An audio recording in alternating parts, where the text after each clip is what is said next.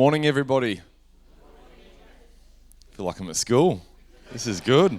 Thank you very much for making the effort to come. Before we tick along, I just wanted to get my family up and introduce my family. This is my eldest, Otto. Come on. Come over a bit. Yeah, come over here, Otto. This is little Theodore. You say hi, you wave. And my wife, Anne, with baby Esmeralda. Come on, you're not getting out of it. Up you get. There'd be no Wolki Farm without Anne Wolki. And I'm the one in all the videos.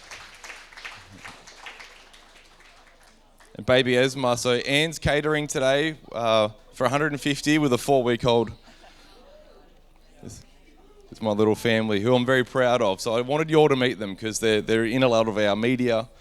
And there's no Wolki Farm without the Wolki family. So thanks, guys. Good one.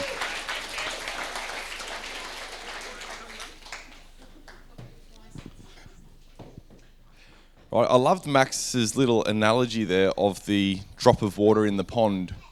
But that's not enough for me. I want to throw a bucket in a bathtub. Drop of water in a pond seems very slow to me. So today, Simon, Dr. Anthony, Max, Dr. Jalal Khan, they asked me to speak on a vision for regenerative agriculture. So yesterday I did a farm tour. Thank you very much to everyone who came along. I think we had about 70 or 80 people. Did anyone count? I normally count and I forgot.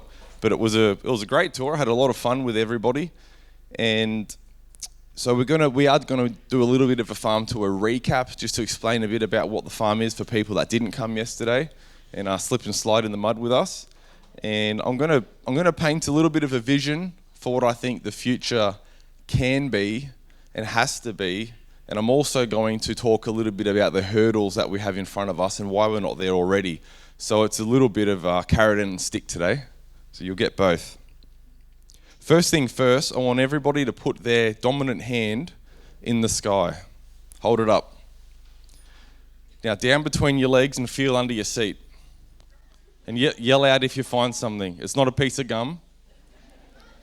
There should be something. One person should find something. Is there anything there? No one's found anything? Nothing? No set of keys? No? I thought for sure Dr. Max was giving a car away today. That's all right. Nothing there. Rightio. Let's loosen up a bit, right? I like feedback. I can't do the cold talk thing, so I need people to... Yay! Woo woo! It's probably the Wolki Farm truck out there, full of produce. Rightio, let's get going. They've picked me first for a reason. I'm here to get you all warmed up, all right? So you can all be stiff later when Dr. Whoever comes up. But I want to play a bit of a game. I want some audible feedback from everybody, some oohs and ahs and whatever you think you might be able to produce for me. Do you like that? You know, if you read literature about when they first settled in North America, they had herds of large ruminants like buffalo and wildebeest so enormous that the way they counted the populations was they measured the widths of valleys, and then they could, because the animals walked through these valleys so hard packed that they were shoulder to shoulder, and then they timed their cadence of how quick they walked, and then they sat there and timed how long it took for the herd to come through, and sometimes it would take days. I'm talking about millions and millions of animals, and who would think that those landscapes were unhealthier then compared to now? You know, animals are not bad for the environment. I'm going to harp on about this a lot because I find it offensive. Audible sounds. We like it. Okay. No one scared of the horns? We're all right with the horns so far? It's nice, isn't it? Anyone hungry yet?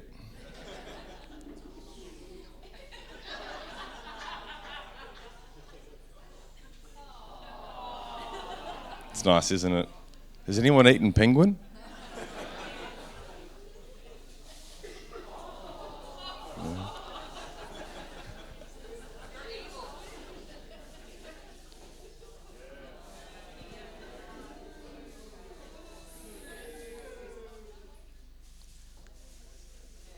Who's that mask protecting?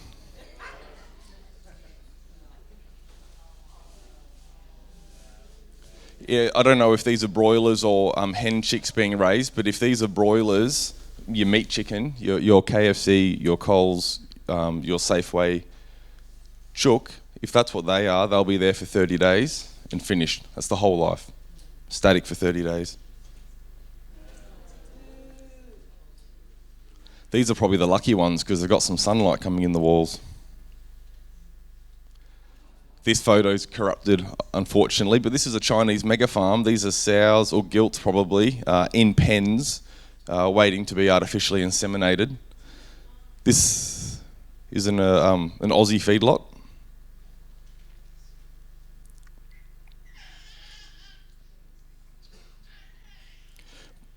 Probably not water source, probably a manure lagoon to treat effluent. If the farming practice needs to have a management plan to control manure, if they're looking at animal manure as a liability, by proxy something's wrong. For millennia, animal manure has been one of our most sacred assets. So let's talk about farming. I've got you all softened up. That was like the warm cold. I haven't done the warm yet. What is a regenerative farm? Everyone feels like they probably have a little bit of a grip on what a regenerative farm is. If you've ever been on the forums or the Facebook pages or the Twitter threads for years, everybody likes to argue about what a regenerative farm is here. So as the foremost global authority in regenerative farming, as the new kid on the block, I'd like to throw my 2 cents in the ring and just offer a bit of cadence, a little bit of framework for us to work around today. To me, a regenerative farm is a farm that regenerates the commons. You can't be regenerative without regenerating. Does anyone know what the commons are? Can anyone suggest what the commons might be? Common resources. Yep. Yes, yep. So shared spaces or resources. So here's your most... So commons would be state forest, would be a commons because we all share it commonly. But also resources like air, water and soil. I'm pushing the envelope a little bit already. People would look at waterways as commons. We're all sharing the water. Air quality, no one wants to live next to a place that's polluting it you would feel infringed upon if you were next to a venue that was polluting the air because they're taking away something that's yours as well. Soil should be a commons because this is what is sustaining us and we're all reliant on it, whether we're directly managing it or not. So we've pushed the envelope a little bit here, but that's never enough for me. I want to go a little bit deeper, and I would like to propose that community health, which is what we're here to talk about today, and community wealth should also be part of the commons, because we would all do better, we would all be rewarded and thrive if we were in communities that were healthier and wealthier. Yeah. We're agreed? Rightio. So how do you build the commons? Super fertilizer, synthetic-based fertilizers. How else might we build the commons? Love, I like it. It's really hard to improve the quality of air, water, soil, health, economy, wealth, without being extractive, without taking something from somewhere else. Our farming practices are reliant on fertilizer, and we saw that with the start of the Ukraine war last year, and our fertilizer prices here quadrupled. We're feeding our crops to help them grow by taking it away from someone else. These are finite. How do you build the commons without being extractive? It all starts with animals. And it starts with animal welfare. If animals are managed correctly, they will build the commons. How do we know how to do that? I'm pretty high tech. This is our Wolki Farm flywheel. This is our production model. And I took a photo of this, I drew this and put it on Twitter, and I just wrote, please help. And that came back 20 minutes later. So some very generous soul created that for me for free. So very nicely of them. I told a little story on the farm tour yesterday, and I'll drag you all through it again now. Yeah, I'll do the TLDR version. But essentially, years ago, I was nominated for a local business award, a young entrepreneur of the Albury area, and I didn't really want to do it because I left school early for a reason. I hate doing tests. I hate doing paperwork. I'm not interested in homework. I just want to be left alone. And I want to execute. I don't want to think about executing. I'd like to execute. And I didn't want to do it, but they kept peppering me, and they said, Jake, if you win, the award on your wall will help inspire consumer confidence and you'll drive more sales. All right, I'm in. Let's have a go. And the way these awards work is they entice you towards it, and then they give you the paperwork, and you have to nominate yourself, tell them why you're so good, why you're the one that's worthy for it, and it's all very self-affirming. And I didn't enjoy the process, so I got the paperwork. It took me about 20 minutes to bulldoze through it. My wife and I went to the award night here at the local Chamber of Business, and I didn't win. A friend of mine, Gareth Mack, won, and he called me a couple of days later, came in the bike shop. He was a good customer of mine, and he said, good play, we're stoked to have won. Can I ask you a question? How long did you spend on your application? And I said, about 20 minutes. And his jaw dropped. I'm like, how long did you spend on yours? He said, solid 2 days. I'm like, okay, there's a discrepancy there. There's an effort discrepancy. It's like, I'm basically the guy that didn't train for the running race, right? And then we got some feedback off the board that judged the applications. And the feedback for me was there was one question in particular, like they liked the way I treat my staff. They liked our social involvement. They liked the profitability. We do some fun things in our bicycle shop because that's the business that I was nominated for at the time. We do lifetime free servicing. So if you purchase a bike from us, we'll service it for free forever. We have a no questions asked return policy. So you could buy a bike, ride it for 2 years, come back and tell my manager you don't like the colour, she'll give you a refund. We've done, over the years, we've pioneered some pretty revolutionary policies within our industry. They liked all that, but they said your mission statement sucked. And I said, well, I know it sucked because we don't have one. We're a bricks and mortar mum and dad store. We've got nose to the grindstone, 7 days a week. We're really in it. We are the business. We haven't sat back and had this grand master plan. So when the question came up and it said, what is your mission statement? I'm thinking, well, I don't have one. So what did I do? I went to Google. We didn't have ChatGPT. So I went to Google. What is a mission statement? And I read it and I tweaked it. And my mission statement was a carbon copy of every Fortune 500 company's mission statement. They're all the same.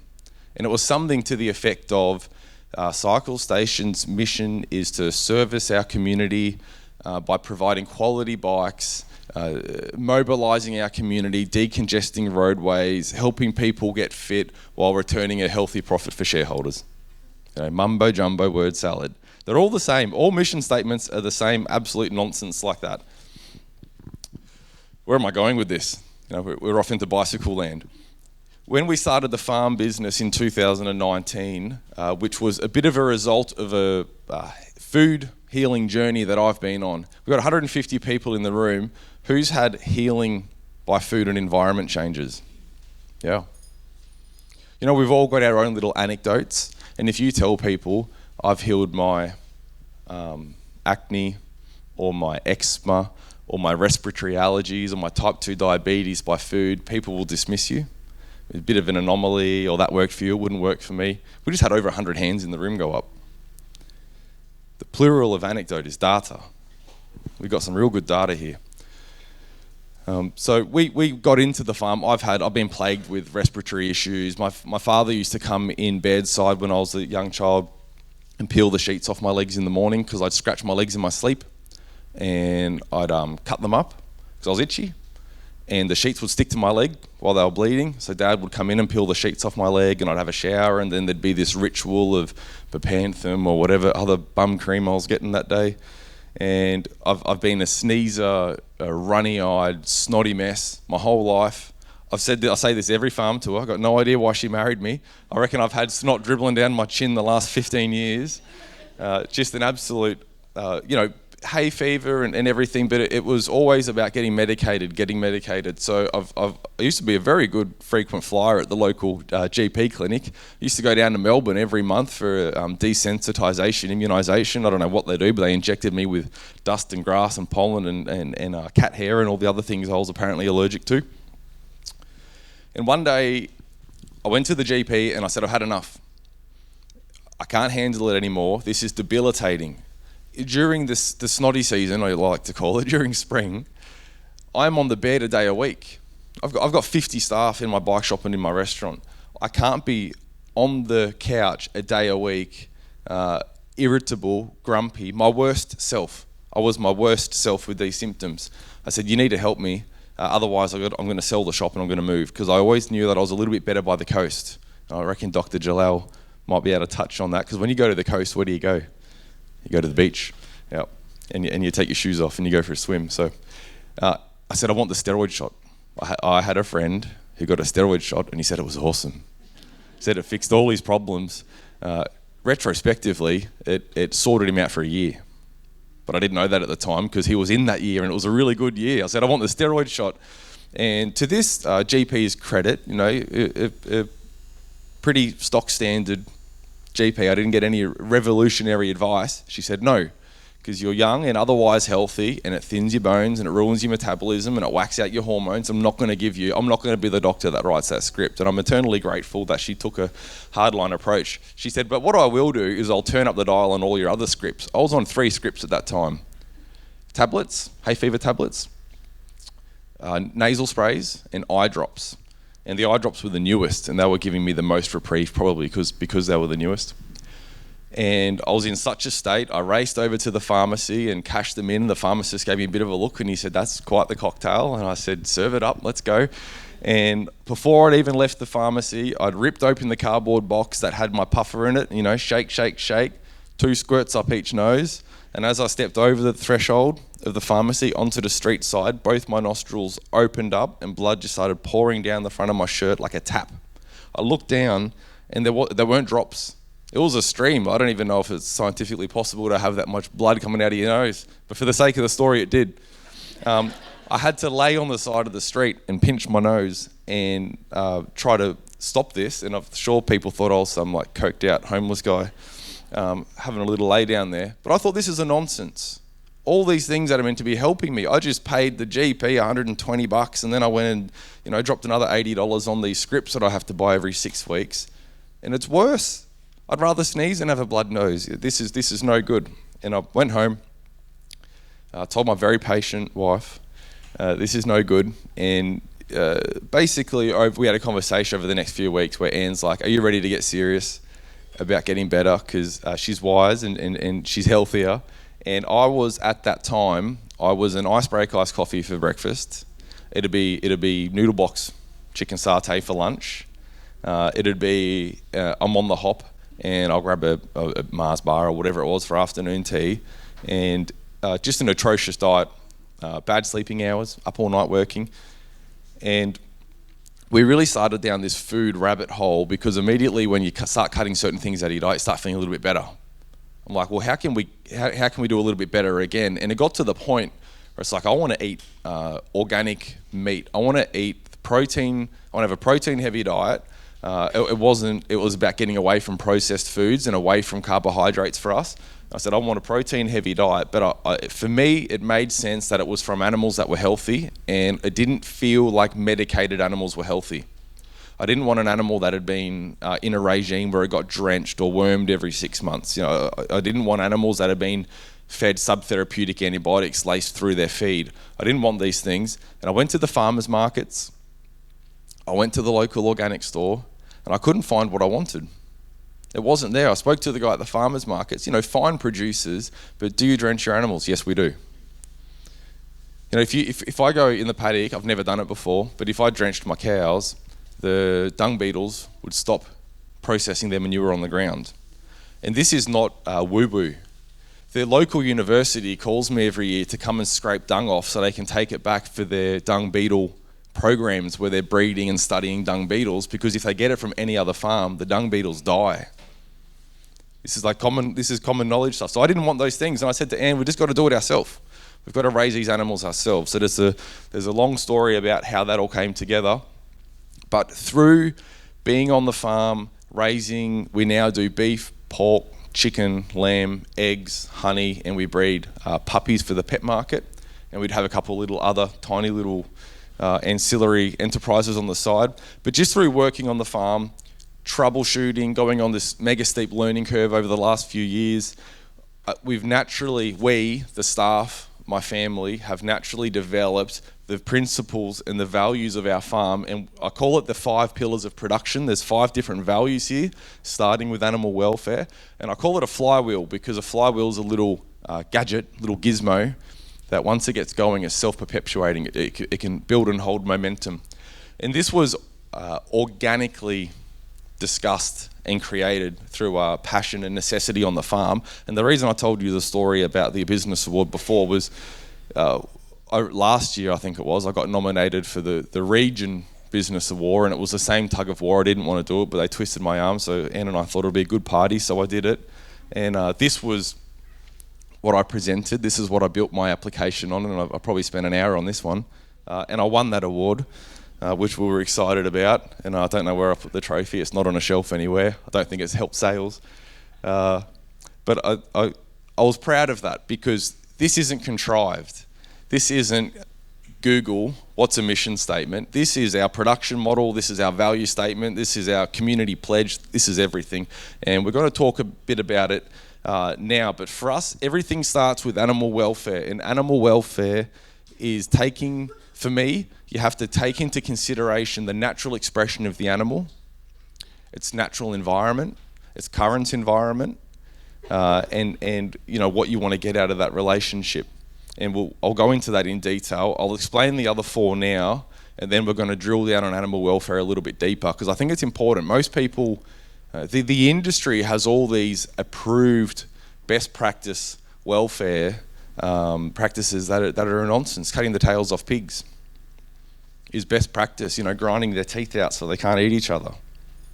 They give broilers in sheds perches, broilers the meat birds, they give them perches to sit on so they can get an RSPCA tick. They're not the sort of birds that perch. They don't perch. We're giving them ticks, you sit them on the ground, they don't even use them. Just strange things, right? So that's pillar number 1, contextual animal welfare. Pillar number 2, the environmental backbone. We love our environment. We want our environment to build fertility. We want it to expand with more biodiversity and more life on the farm. Folks, you can't do that on your property without having appropriate animal welfare first. You can't have good environmental outcomes without looking after the animals first. So an example of that for us would be the right animal welfare for ruminant herbivores like cattle is to keep them moving all the time, fresh pastures all the time, because that's mimicking natural patterns of how these large herds of animals operate. We've all watched David Attenborough, and you're watching the migratory patterns of these ruminants on pasture. Have you all seen it? They're moving across. They're moving because when they turn up somewhere, there's so many of them, all the feed's gone. They exhaust the environment of its offerings, and at the back of the mob, there's the wolves gnashing at their heels. They want to eat the young. They want to eat the old and the sick. So that's a natural cycle. And by moving those animals all the time, you're constantly taking them away from their manure. No one wants to sit around and lay in their manure. Animals don't want to do it either. You're taking them away from their manure so they're in a healthier environment. And they don't come back for a long time. And that heavy impact, heavy manure deposit system is what's building fertility and building soil in those areas. So because we've addressed the cow's natural expression, which is a migratory system, we're also giving the environment what it needs. Does that make sense? I feel like this stuff's easy to show you on farm. I really like doing farm tours. Pillar number 3 is we want to create healing food. We want to produce healing food for our community because we believe that food can heal. I do a lot of school tours with children from preschool all the way up to 11, 12. I get uni kids out to the farm. We have all sorts of stuff. And we talk about healing food, and healing food is out there for people because food doesn't heal. What does food do? Satiates hunger or gives you pleasure. That's what the world's expectation and understanding of food is. It tastes good and it makes you full. It's a nonsense. It's an absolute nonsense. Food is the driver of health, and we can produce, and I can prove this to children, and children understand it like that. Who here has ever eaten KFC? And all the kids go like this. Yes, me. Who here likes KFC? 6-year-olds. Okay, fine. I expected those two. Who here feels like they need to lay on the couch and have a nap to let their sore tummy settle down after they eat KFC? Every hand, and they all look at each other and they're all nodding. These kids know. It kills them, bogs you down. You shouldn't need to sleep and take the afternoon off from work and, go find a quiet corner after going and having a light lunch. These children, all of a sudden, they're going, yeah, you're right, different foods. You see some of the kids have a banana in their hand while they're on the farm tour. It's like, after you eat that banana, do you feel like having a nap? No. Well, maybe not all food's equal.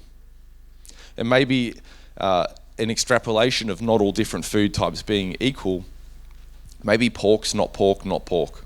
Maybe not all pork's equal, which is what I'm going to propose. So we want to produce that for our communities, and that's something that we're really passionate about because it's made a huge impact in our lives. We want to build community. We don't want to be a nameless, faceless corporation. We market through radical transparency. I'll answer any question. The farm's open. We have thousands of people come through the farm every year, and that's a great stress test for me. I learn a lot. I understand what consumers want. The conversation yesterday was heavily revolved around our animal feeds containing soy and corn, poo for grains for our pigs, which was really interesting to me. It's something that we've been, thinking about and wrestling with how we handle that for a long time. So we want to build community. We want to be profitable. Because if we don't have this part of the puzzle, we can't reinvest and scale our operation. Does that make sense? The profit one's really interesting because it seems like there's a little bit of a prejudice towards agricultural success. So the example, and I don't feel this, I'm not a victim, I don't film this, this is something that I used to project before I was a farmer. You see the doctor turn up in his Merc. Doctors drive Mercs. You see the businessman turn up in his Land Rover. Businessmen drive Land Rover. You see the farmer turn up in his Jag. He must be doing pretty well. Does anyone ever felt something like that? Or can you understand how the culture does feel that? Why not? The farmer's a welder. He's a fencer. He's a sparky. He's a plumber. Animal husbandry. Surviving on the seasons. Drives a tractor. Works all night. Like, they work hard. Why shouldn't we want our farmers to be rewarded? So we're not shy about profit. I love the stuff. Welfare is, in the dictionary, the health, happiness and fortunes of a person or group, and in this time that group is animals. At Wolki Farm, we believe the highest level of animal welfare considers the natural expression of the animal. What's the natural expression of a pig? What's something a pig does? Wallows. If no one here has ever gone out of their way to purchase a pasture-raised piece of pork, you've probably never eaten pork from a pig that's wallowed. What's a chicken do? Scratch around. Yep. Most of our chickens are raised on concrete. See the disconnect? Like, we know what these animals do. On that, why does a pig wallow? Pigs don't sweat very well. They sweat out of the tips of their nose, and they've got a few little glands above their trotters where they sweat. So they need to wallow. They need to lay in water and put mud on them to put a mud mask on so they don't burn in the sun. They do it to cool down. They do it if they've got lice, ticks or fleas. They can lay in there and suffocate these parasites that are plaguing them. It's hygiene for a pig. Pigs are clean animals. And we've taken all those tools away from them and then we've medicated them. Best practice, we've got a high level welfare. Our factory farm has a full-time vet. We can medicate these pigs back to health, no worries. Give them some mud. The animal's original context, pigs are forest-dwelling animals. They're not out there on the pastures, they're not out there in the prairies. You know, they're a forest-dwelling animal. They're eating roots and tubers, nuts and seeds, dead animals. They'll eat, they're omnivores, they'll eat everything. What's their original context? You know, chickens are birds, Indonesian jungle fowl. This is an interesting one for me, and I'm learning and growing all the time. But pasture-raised chicken producers don't want to use artificial lights in their chook sheds because we're like, light's bad. You know, the industry tricks their birds with fake daylight hours to lay more eggs. But where do they come from? Indonesian jungle fowl. Indonesia, what's their daylight hours like? Are they stable or do they fluctuate like Gippsland? So if you take a chicken from Indonesia that's evolved there to expect that environment, and then you've put it in Gippsland where the hours during winter are really short, what would be the best thing for the chicken? Would it be giving them a little bit of light in the morning to extend their day a couple hours so their natural body clock can stay in rhythm? You know, these are nuanced things. I don't have all the answers, but there's a lot to take a step back and actually, where did the animal come from and where have we put it, and how are we going to honour that animal's natural expression? So that's the current context. And if the animal's fit for purpose, because folks, heaps of animals are not, and I'm going to talk about this quite a bit, but the animal, you can't start with sick animals on your farm. If you want to do pharmaceutical-free, medication-free, intensive-free animal production, you can't start with sick animals. And a lot of animals are just predisposed to being sick because they've, for generations, hundreds of generations, they've been used to really heavy intervention from people like us. So how do we do that at Wolki Farm? We observe an animal's natural environment and expression and are designing systems that facilitate it. Here's some of our pasture-raised pigs. People got to see our pigs yesterday. Aren't they fun? They're my favourite animals in the farm. I love having my cut lunch and I go down and I sit in the paddock with them and I let them all nibble the toes on my boots. And you've got to be very careful never to fall over and knock your head in a pig pasture, because if you fall unconscious in one of these pastures, all your fingers will be gone when you wake up. They're great little animals. So something to point out here. Brilliant upcyclers. Like these could be, anyway, I won't go there, but we could feed them a lot and get away with it. You know, in Australia, it's illegal to feed a pig swill. Swill is foods that's come from animal products, so dairy or meat, or food that's been in contact with those animal products.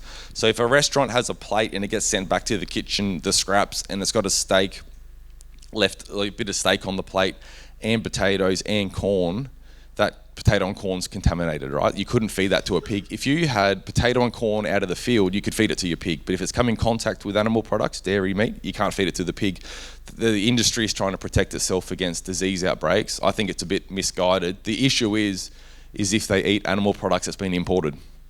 You know, if they were just eating local stuff, it'd be no problems. So in Australia, by law, we have to feed these guys basically vegetarian diets. But there's enormous pig production in Las Vegas where all the pigs are fed on all the food waste out of all the casinos. How cool is that? Just instead of going to landfill or the local compost centre, let these guys compost it for you. They crap it out ready to go. That's about $50,000 worth of pork.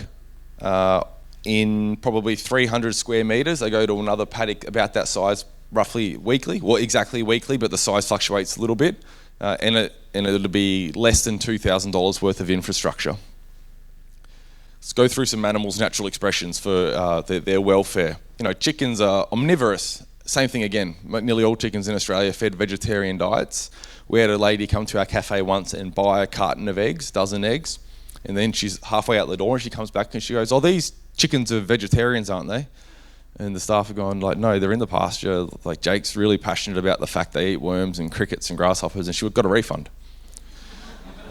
Space to forage, dust baths. A dust bath for a chicken is a wallow to a pig.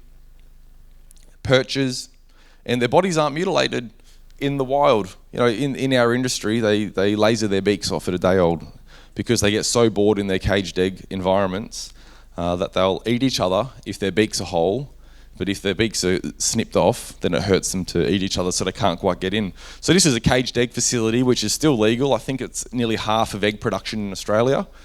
18 eggs per metre, 18 hens per square metre.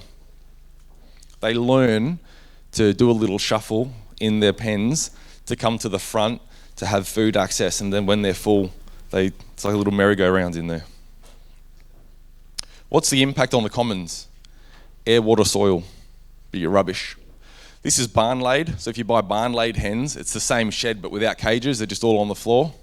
You know, there's your stats, but it sucks, right? What's the impact on the commons? That's free range. Free range is barn-laid with little doggy doors, and the birds need to have access outside to 1 square metre each. So 10,000 hens would need 1 hectare, 10,000 square metres, but they're not in the hectare. They've got access to the hectare through little doggy doors that come open and closed every day, but their feed's inside, their water's inside, their nesting boxes are inside, their friends are inside, everything's inside. There's not much of in America, they're greenwashing pasture-raised chicken, which means the industry is pioneering this new best practice, and the big boys are raising their meat birds in sheds like this, and then opening a door so the broiler, the meat chicken, has access to get to the grass and have a nibble and then come back. But if you know anything about broilers, there's none I guarantee you there's none going outside, because it's not the sort of animal they are. You need to take the feed to them. It's how we've designed those animals. So, free range, there's probably some free range farms that are, a step above and stuff, but it still doesn't quite hit the mark. This is pasture raised. We've got 1,000 hens on our farm at Wolki Farm. These are old caravans that I've purchased on Gumtree or Facebook, and we've wrecked them and modified them and built these sheds that can handle 350 hens. The sheds cost us about $6,000 to build, and we tow them around our farm, and we chase the different animals, and they've got limitless access to forage. Chickens don't need hundreds of acres because they all stay close. They're a flock animal, they're a social animal, but they're out there eating grass, eating bugs. We do feed them grain. They get some grain, to keep their energy up so they can lay us heaps of beautiful eggs. But what's the impact of the commons here? There's no effluent management plan. There's no air quality degradation. Doesn't stink. Your nose knows. It's one of the rules on the farm. We say to the boys, your nose knows. Jake, should I move the pigs a day early? Will you tell me, does it stink? No, it doesn't stink. I'm just worried that they're pug. Well, if it doesn't stink, it's not the end of the world. If it's starting to stink, that's septic. That means the area is going anaerobic and it's rotting. If it doesn't stink, you can smell poo without it stinking. Now, we all have a smell, but hopefully none of us stink. You can smell feces in a paddock, but it doesn't stink. And that's because it's aerobic. It's composting. But as soon as there's too much manure and there's not enough carbon and oxygen and sunlight to counteract that, it's anaerobic, and we've got rotting, which is unhealthy. Pathogens and bacteria and viruses are growing in there. What's the impact on the commons? Everywhere the chickens go on the farm, they sprinkle fairy dust, and the grass grows incredibly well. Pigs' natural expression, we've already talked about. They're omnivores, they're social, forest dwelling, they want wallows, they're inquisitive, they want stimulation. That's why in the sheds, if you don't cut their tails off, they get bored and they'll eat each other's tails.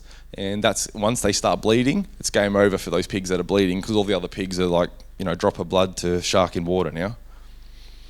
This is this photo of the factory farmed pork again. That's glitched out on us. That's actually that farm. So the Chinese love the pork. They're the biggest pork consumers per capita. That's their main meat. This is 26 levels tall, 25,000 pigs per level annually, and they're building another one next door. They're putting these up all over the place, and it's decimating the family-owned pig operations, which there's lots of in China. There's lots of ma and pa little budding farms, because these guys are coming in just buying all the grain. They can't feed their pigs anymore. Animal welfare. I'm not a fan, sorry. If you've got one, block your ears. I'm just trying to broaden the topic a little bit to really sort of encompass what animal welfare is. French bulldogs, we love them because they're cute. They've got great little personalities. Have you ever met a French bulldog? Like, they're fun. They're fun, right? And they look like something out of Star Wars. I've got a few friends. I breed dogs for the pet market, and I've got a few friends that breed dogs for the pet market. And I've got friends that do Frenchies. I've got another mate that does an English bulldog. I know people that do pugs. Nearly all those phallic oppressed dogs, short stubby noses, they need artificial insemination because they've bred them to be so stumpy that the boys can't hop on the girls. So if you're a French bulldog breeder, you can actually go on the internet and buy a sling harness to slide over your dog's 2 front legs, the stud, then you hang it on the door frame and jockey him up and you hold the girl under him because he can't get on by himself.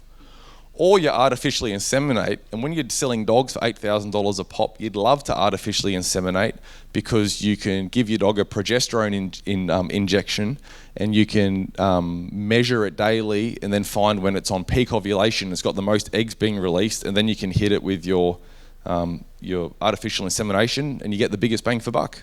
Most puppies come back. That's not all though, because they've got big heads. The heads are really big. Think about a French bulldog. The head's half the size of the torso. Think about your German Shepherd, your Labrador, your Whippet. How big's the head compared to the body? Mum can't push them out. The heads are too big to come out naturally, so they're all C-sections, which the breeders love, because if any are struggling, the vet will make sure they're staying alive. My friend that does French Bulldogs pays backpackers to put the puppies on the mum every hour through the night for the first week, because the puppy's legs are so short they can't get up. So that you feed them and then you weigh them, and if they're not putting weight on, you bottle feed them. That's best practice. That's good welfare. If we didn't do it, we're great with our animals, because if we didn't do that, they'd die. The animal's not fit for purpose. What chance does it have if it can't do it itself? They're heat stroke prone because their noses are so short, their throats are closed up, and they've got big tongues. They can't pant properly. Everyone's heard them. The thing can't breathe. It's not cute. It can't breathe. How do dogs regulate their temperature? By panting. So these guys can't take them for walks in summer, down to the beach. Eye issues, skin issues, loads of issues. You know what they did in one of the Scandinavian countries? I think it was one of them, Finland or Sweden or someone. They brought a law in that you couldn't breed a bulldog, a phallic oppressed dog, unless the parent's nose was 30% of the length of the skull. Does that make sense? And they fixed nearly all of this in 2 generations. Not fit for purpose. P.S. What do you feed your dogs? If you go to the pet shop or the vet, if you go to your local vet and you buy a 5, 10, 20 kilo bag of kibble, I challenge you to read the back of it, because I can almost guarantee you 4 out of the first 5 ingredients are processed grains, carbohydrates. What's their natural diet? We can argue about ours till the days come home. This is a little wolf. What does a wolf eat? I get absolutely lambasted by the local vets. They go to town on me because I raw feed my dogs. They hate it. After they just finish complimenting me about how good quality my dogs are. Geez, their teeth are clean, their gums are beautiful, their eyes are vibrant. I don't brush my dog's teeth with a toothbrush. There's no toothbrush in nature. They eat a bone, but you can't feed a dog a bone, because what if it splinters? Raw diet all the way. So the highest level of animal welfare starts with animals that are fit for purpose. Does that make sense? Once contextual animal welfare is addressed, we can start reducing inputs and reducing our industry's drug addiction. And that's why animal welfare for us is where it starts. If you have an animal that's predisposed to inputs, if it doesn't have a strong immune system and it's prone to getting worms, merino sheep, we've bred them for fantastic traits. They're highly fertile. They produce incredible wool, but they're not worm resistant. I bought 100 merinos a couple of years ago. Our farms never had sheep on it. And before we purchased, before the main lease block was under our control, it was a dairy. So there hasn't been sheep on it forever. And I purchased 100 merino crosses, merino Dorset crosses, and I moved them every 2 days onto fresh pasture so they get away from their manure. And I'm thinking, the reason I say that there was no sheep on the farm previously was there should be no worm burden in the soil for the sheep to pick up. 25% of them got worms so bad, it was a trouble. They were never going into water courses. I was pumping clear water to them. They're predisposed to it. They're fragile. They need intensive management from us. They're drug addicts, and that's our fault because we've selected for fertility and we've increased skin area. Merinos are really got floppy skin, and we've done that to expand skin surface area so we can get a bigger crop off them. And then that's why we need to mulese them, because they get fly strike at the back. Does that make sense? So. Is that because they didn't have access to natural birds? We've got a fairly varied pasture, but I guess the point to me is I've got other sheep on the farm now. I've got different varieties of a hardier animal that we're moving a little bit slower, that we've had a lot longer than those, and none of them have a worm burden at all. So just for me, it's about, was the animal fit for it? Like a merino, they're a great animal. I'm not anti-merino, but we haven't selected them to be robust, resilient. Yeah, each brand's got trade-offs. Each breed has trade-offs. Some are better mums than others. Some have more marble, whatever it is. And I'm really interested in selecting animals that are fit for purpose, so they can actually look after themselves, and I don't have to try to do it for them. One example of an animal that's fit for purpose for me is Nguni cattle. And we're going to have a couple presenters talk about this today, but here's a few of my pride and joy animals. This is Bomvu, one of our bulls, with his mum Gugu, and they're eating a little bit of multivitamin seaweed meal that I put out there for them. And then this is Gugu again with her calf, little Marbles. And aren't they beautiful animals? There's no help pulling calves. There's none of this intensive stuff. These guys just get the job done. Okay, this is what they wanted me to talk. So that's the farm tour over. Is that, we all right? Do we need to look for the key under the chair again? That all sounds great. There's always somebody on every farm tour. Jake, this all sounds great, but how do we feed the world?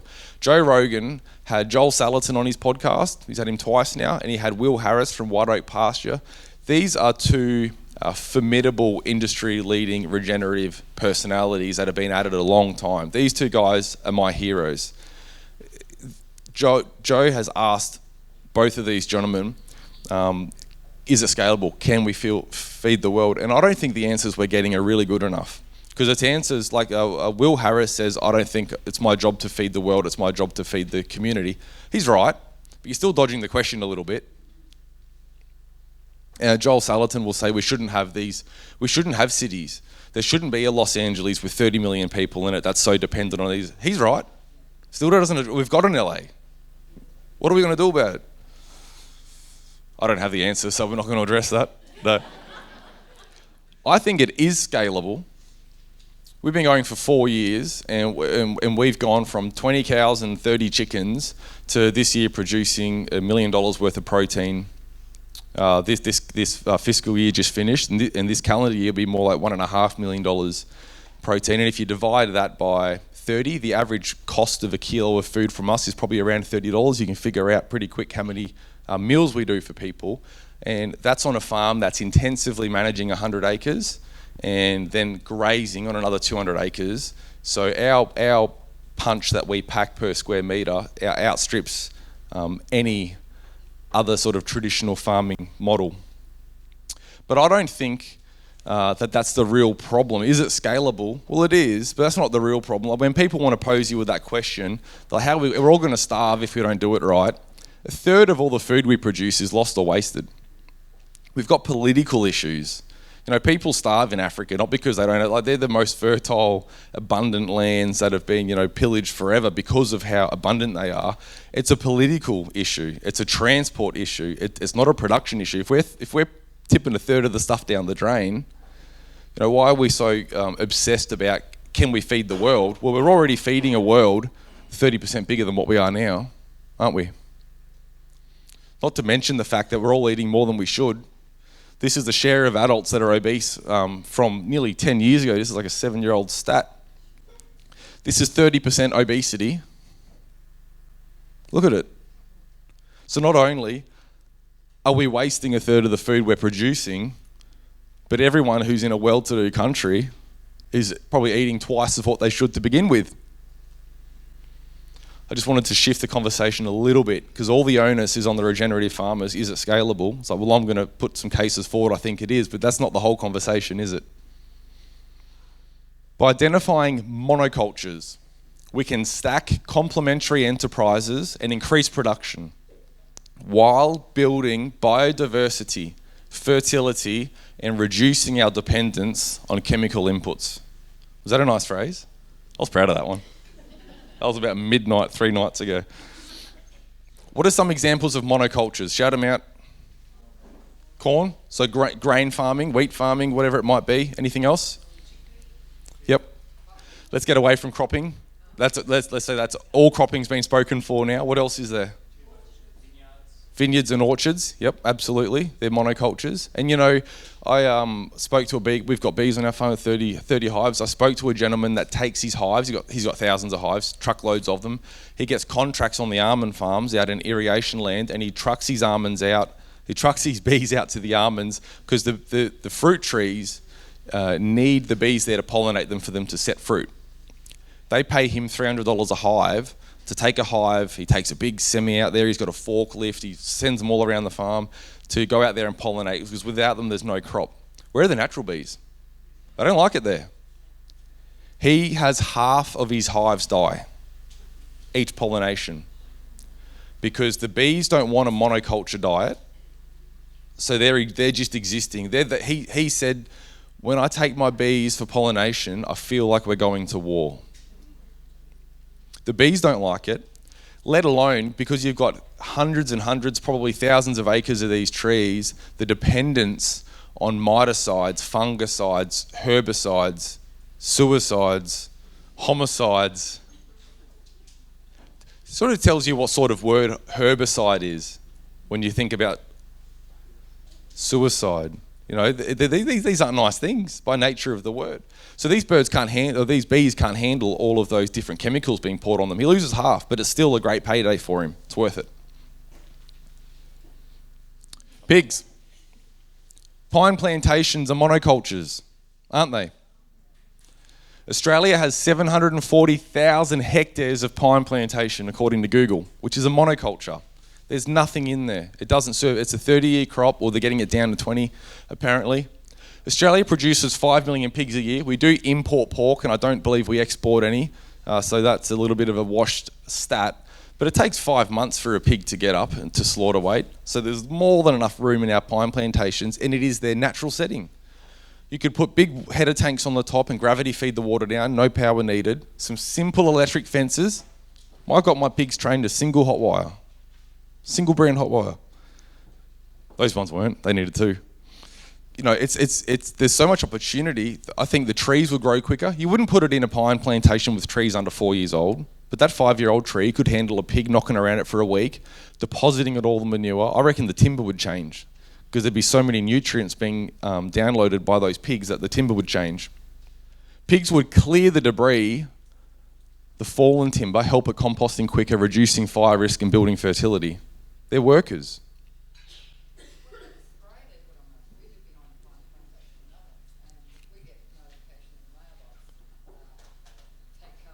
There you go.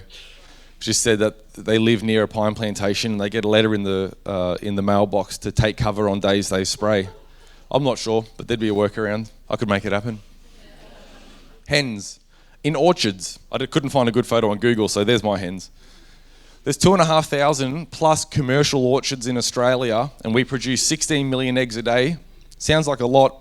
If each orchard attached an ancillary egg production enterprise, that'll be 8,000 hens an orchard, which isn't a big chicken farm. This is very idealistic, but I'm trying to address the question, could we do it? Of course we could. These orchards, the rows in the middle are empty. We're not doing anything with them. The chickens would eat the insects plaguing the fruit, because that's their natural role. You know, birds, swallows, and finches, and all these little wrens are out there eating all the insects. They'd clean up the dropped fruit that's spreading disease and rotting. They manure and fertilise the trees. So you just got rid of insecticides, probably herbicides, and fungicides would come out of that one, and you just got rid of your fertiliser bill as well, while you're making money off chooks. They're not broilers, they're ducks. Broilers or ducks in vineyards. Eggs and meat, exactly the same thing. They clean it up the same way that the chickens do in the orchards. You know, they're interchangeable. Solar panel farms. Who drove up from Melbourne and saw a couple of the monstrosities they're building out in the paddock? Whoa, it's crazy, hey, like next level. I love the look of these sheep. I wish I had them. These guys will keep all the debris down. You know, in America, they're actually paying sheep farmers to take their sheep to the solar fields to keep the debris down, because it's cheaper than paying the lawn mower crews. And there's small animals that won't damage the infrastructure. In Australia, farmers are paying to graze the solar fields. It's sort of flipped a little bit, but it's highly productive land, heaps of shade, like it's perfect for a sheep. That's all monoculture. It's monoculture energy production. It's static and dormant, and they're burning fuel, driving machines, wasting labour, mowing this grass when you could take the animal to it, and they do it for you. And just cattle everywhere. Grass plains, hills where you can't get a tractor to crop whatever it might be, cropping land. It should be interchangeable. Cattle should be chasing those crops. Roadsides, you go to India and they're just walking up and down the roadsides, guiding these animals with sticks. Cattle will prune the grass, stimulate new growth, compost and deposit it back in the spot, and then every year they give you another one. They're the best. Why isn't this currently happening? There's a few reasons, and I don't think I know all of them, but here's a few that I've identified. The perception is that our current food system's working, except for COVID. When you go to the supermarket, you can buy what you like. Yeah? So it works. Who cares?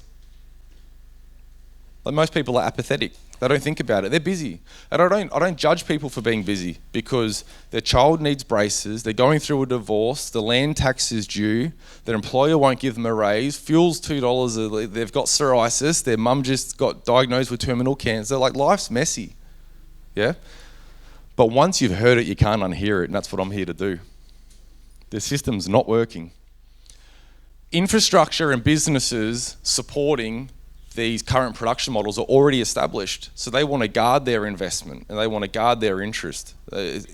Adjusting your business to go from monoculture apples to integrating chickens, that's a lot of work. Somebody's got to really step out of their comfort zone and open their pocketbook and learn a new skill set and upset the grandfather who still lives on the farm and planted those trees. I would never let chickens around my trees, I'll damage the surface root system. Like, there's a lot going on here. Innovation's expensive and hard.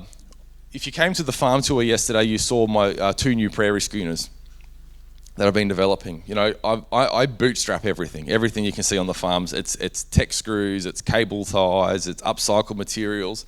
It still costs a fortune to try to build something that doesn't exist, because you don't know how to do it.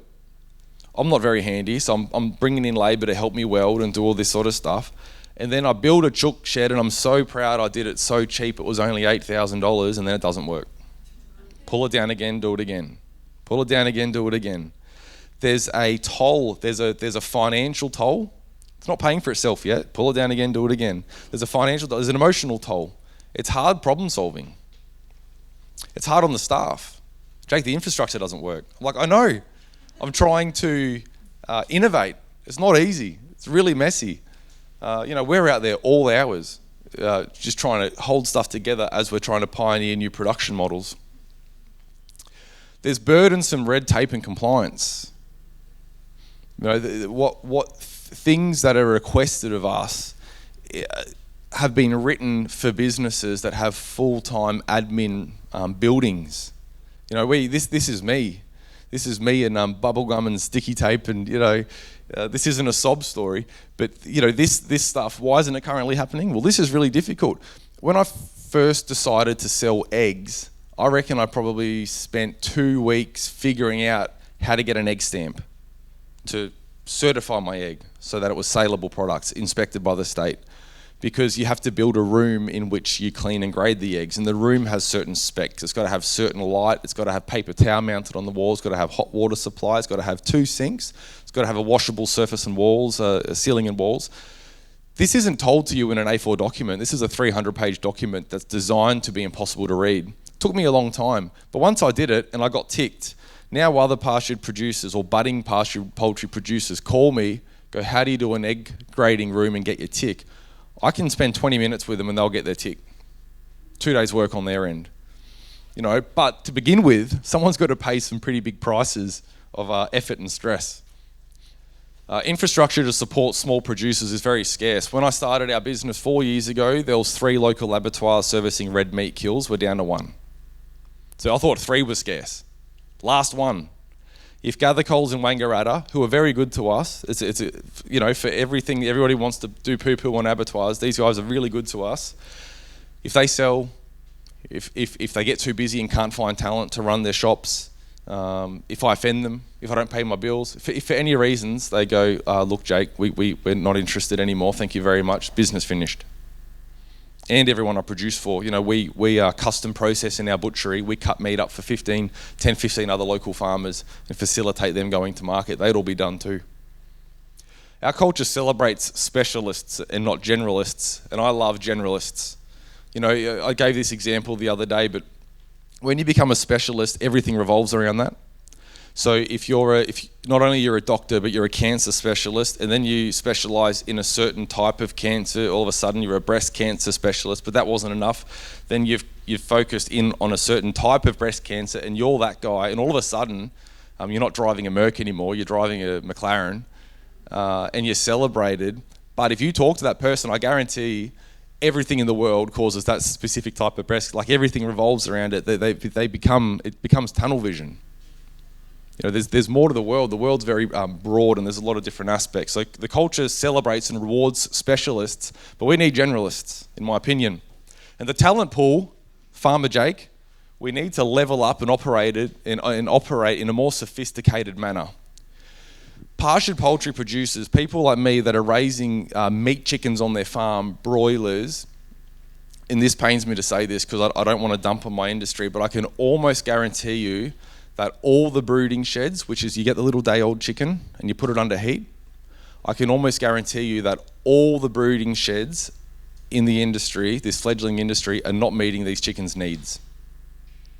You know, these chickens, there's a manual. You can get online, type in broiler manual, you can download it. Day 1, 35 degrees Celsius, 50% humidity. This is the airflow rate. They need 22% protein in the feed. That's what they need day 1. Day 2, they give you a blueprint. In our industry, we can't meet it. I've got a really good brooder. I figured it out. It was really hard to build it. I can open my phone and look at humidity, temperature, sound, carbon dioxide in the atmosphere. You know, we need to level up and become more sophisticated. Regen Ag needs to seize and hold the ground. We need to hold ground like the Australian Infantry Corps talks about, because there's all these opportunities to seize ground. Every time there's a disease outbreak, foot and mouth, lumpy skin disease, COVID, every expose, some vegan activist goes into a feedlot or a factory farm and puts a video on the internet. Every influencer that posts a feel-good clip about their new diet and how it's healed themselves. Every species that goes extinct, every oil leak in the ocean, every famine, and every health testimonial, like there was over 100 on here. Every one of these is an opportunity for regenerative agriculture to advance the cause and capture market share, but we don't, because we've got no production, no supply and distribution. We're too expensive, and our quality and consistency aren't quite there. See what I did here? I'm making fun of everyone that says regenerative produce is too expensive. Is that too expensive?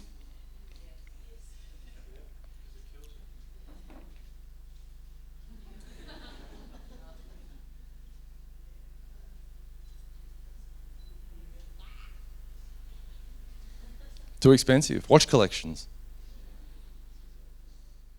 Bottled water. What do we do about it? It's all about voting with your dollars or bitcoins. So the case for buying better, we need to tally externalized costs when making purchasing decisions. You're not just buying meat, you're buying the current future health of your family. You're limiting your medical expenditure.